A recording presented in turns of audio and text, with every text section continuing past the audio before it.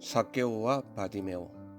누가복음 18장 마지막에 바디메오 사건이 나오고 이어서 누가복음 19장 처음에 삭개오 사건이 나옵니다. 둘 다 여리고성 사람입니다. 우리 성경에는 18장과 19장으로 분리되어 있는데요. 성경에 연이어 기록되어 있습니다. 여리고성 입구에서 예수님은 구걸하던 바디메오를 만나셨고 성 안에서 삭개오를 만나신 거죠. 그런데 묘하게도 두 사람은 예수님을 만나는 방식에 있어서 큰 대조를 보여주고 있습니다. 바디메오는 적극적으로 예수님을 불렀고 반대로 삭개오는 소극적으로 예수님을 갈망했던, 뽕나무 사이에 숨어서 예수님을 갈망했던 그런 차이점을 보여주고 있는데요. 그런데 오늘날 현대인들은 그럼 바디메오와 삭개오 이 둘 중에 어느 쪽에 더 가까울까요? 삭개오 쪽에 더 가깝다는 것이 이 글의 주제입니다. 삭개오를 바라보는 시각이 필요합니다. 체코의 신학자이자 철학자인 토마스 할리크는 불확실성과 혼돈의 시대에 진정한 교회의 길을 여는 길잡이로 본문의 삭개오 이야기를 제시합니다. 점점 개인주의로 나아가는 오늘날 예수님이 그러하셨듯이 삭개오를 바라보는 시각이 필요합니다. 곧 오늘의 삭개오들에게, 즉 예수님과 기독교를 알고 싶지만 선뜻 나서지 못하는 수동적인 그들에게, 수줍어하는 그들에게, 숨어있는 그들에게 먼저 찾아가서 따뜻한 시선을 보내며 열린 마음으로 그들과 대화하는 자세, 그들과 손을 맞잡고 진실한 만남으로 나아가는 모습이야말로 예수님이 보여주셨는데 오늘날 우리 성도들의 나아갈 길이라고 생각해 봅니다. 토마스 할리크는 우리 그리스도인들이 예수 안 믿는 사람들을 멸시하며 오만하게 마치 세리장 삭개오를 바라보는 그러한 모습에서 벗어나 예수님처럼 삭개오를 바라보는 시각으로 세상 사람들을 바라보고 예수님이 삭개오를 만나신 태도로 그들을 만나야 한다고 촉구합니다. 예수님은 먼저 삭개오와 눈을 맞추시고 그가 용기를 내도록 이름을 불러주시고 그의 집에 찾아가서 식사하신 예수님의 태도가 언제나 주위를 맴돌게 했던 삭개오를 마침내 예수님께로 이끌어 드렸습니다. 기독교 방송에서 정말 성심을 다해 봉사하시는 한 목회자를 보았습니다. 교회 주위 동네의 많은 가련한 사람들에게 반찬도 해주시고 차량 봉사도 해주시고 그렇게 열심히 섬김과 봉사를 하면서 그는 주일날 교회에 나오시라는 권면을 잊지 않았습니다. 그런데도 그 목회자의 봉사를 받는 노인들은 여러 가지 이유로 교회를 나가지 못하고 있었습니다. 몸이 불편하기도 하고 이발 상태나 입고 나갈 옷이 마땅치 않기도 하고 오늘날 전도가 교회로 나오라고만 하기보다는 그것도 필요하겠지만 그가 사는 그 옹색한 집을 교회로 여기고 거기서 예배를 드리고 거기서 예수 믿는 도를 전하면 될 것을 오로지 교회에 나오라는 말 한마디밖에 할 수 없다면 복음에 대한 더 철저한 배움이 필요합니다. 새신자 양육에 관한 달라스 윌라드 박사의 조언입니다. 질문자: 우리는 새신자들이 예수님과 좋은 교제를 갖기 위한 도움을 주려고 합니다. 박사님은 무엇이 새신자들에게 도움이 된다고 생각하시는지요? 이에 대한 달라스 윌라드의 답변입니다.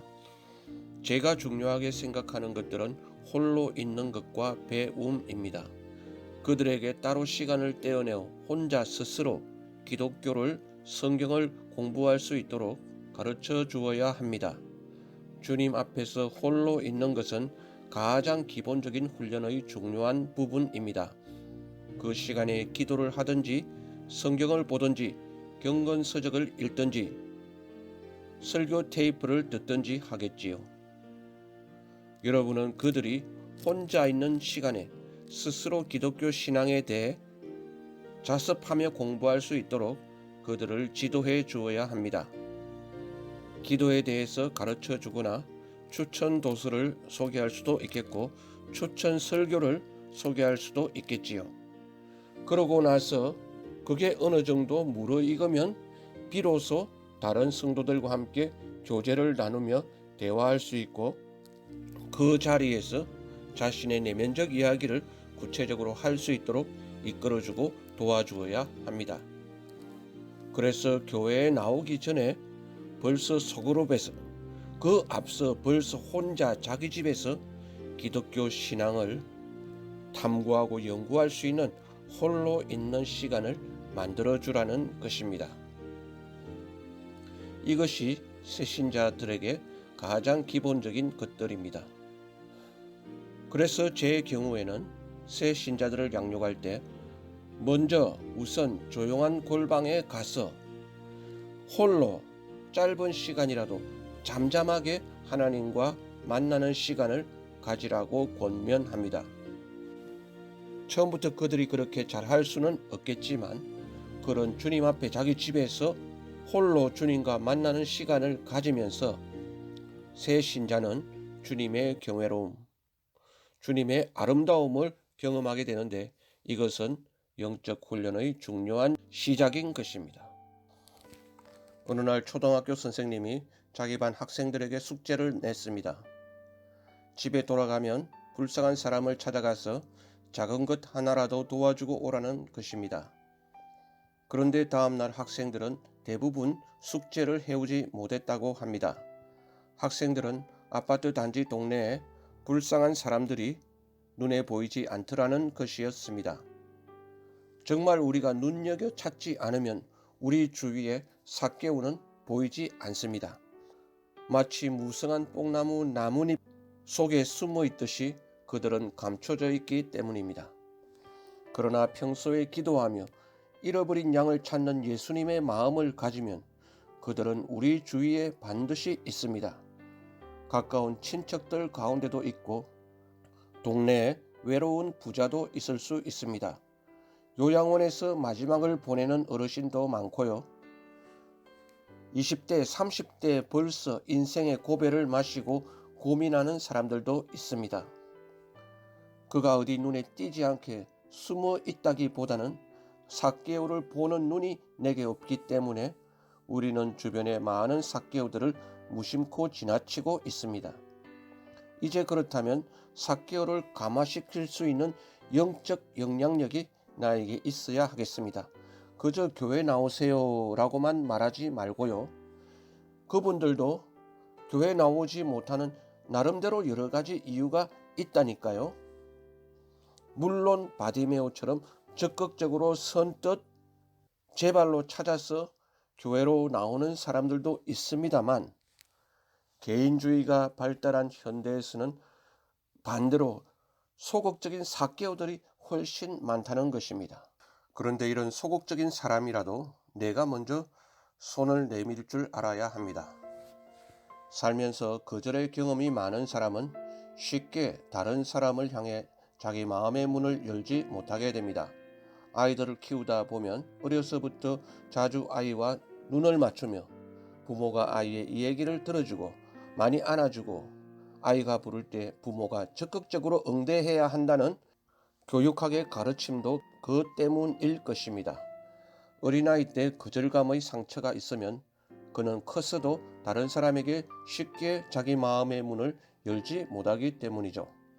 그런데 내가 가진 장애 때문에, 내가 남다르게 생긴 외모 때문에, 독특한 성격 때문에, 주위 환경 때문에 여러 가지 이유로 다른 이들에게 온전하게 받아들여지지 못하고 이런저런 방식으로 소외당하고 내쳐지는 경험은 비단 아이들뿐만의 일은 아니고 본문의 삭개오처럼 어른이 되어서도 고립되어지고 외롭게 사는 사람들이 있다는 것입니다.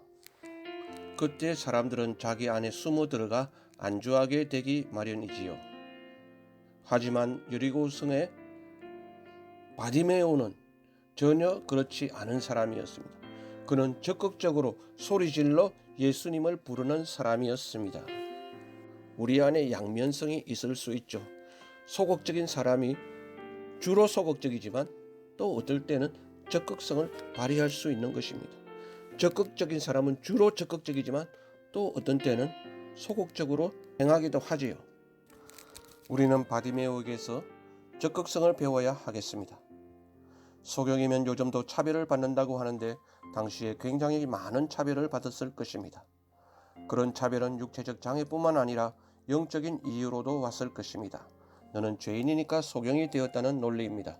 그렇지만 소경 바디메오는 그런 상황에서 자신이 꽁꽁 숨지 않고 오히려 적극적으로 예수님의 이름을 불렀습니다. 이것이 그의 훌륭한 믿음입니다. 다른 사람이 내 손을 잡아주려면 내가 먼저 적극적으로 내 손을 내밀어야 한다는 것입니다. 바디메오처럼요. 마가복음 10장 46절에 디메오의 아들 바디메오가 길가에 앉았다고 나와 있습니다. 성경에 누구의 아들이라고 나오는 것은 그가 유력 가문이었음을 뜻합니다. 구약의 선지자들도 절반 이상은 누구의 아들이란 표현이 안 나옵니다. 선지자처럼 하나님께 존귀하게 쓰임받은 사람이라도 그의 가문은 그냥 보통 가문이었던 것이죠.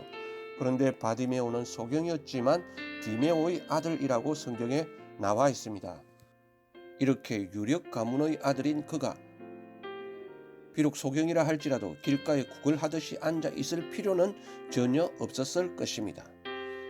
자기가 먹고 살 만한 것이 없어서 거기서 구차하게 남들에게 구걸하고 있었을까요?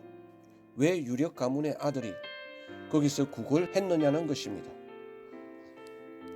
먹고 살기 위해서 그러지는 않았을 거라는 것입니다. 당시 유대 전통에는 자신을 하나님 앞에서 겸손히 낮추는 자가 하나님의 은총을 입는다는 신앙이 있었습니다. 그래서 유력 가문의 아들인 바디메오가 자신을 하나님 앞에서 겸손히 낮춘다는 표시로 길가에 앉아서 다른 여러 거지들과 함께 구걸했던 것입니다. 돈이나 음식이 꼭 필요했다기보다는 하나님 앞에서 자신을 철저히 낮추는, 그래서 하나님의 긍휼을 간절히 구하는 믿음의 행위였습니다. 성경에 티끌과 재 가운데 앉는다는 표현이 있는데 소경 바디메오가 그렇게 겸손히 길바닥에 앉아서 구걸했다는 것입니다.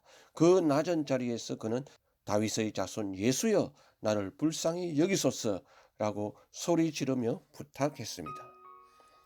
오늘날 예수님을 찾는 사람에게도 이런 낮은 자세가 필요합니다. 이렇게 우리가 기도하며 내 자세를 바짝 낮추며 부끄러움을 무릅쓰고 손을 내밀어야 하는 것입니다. 그렇게 자신을 낮출 때 주님은 반드시 그를 만나 주실 것입니다. 그리고 예수님이 바디메오에게 이렇게 응답하셨습니다. 내 믿음이 너를 구원하였느니라.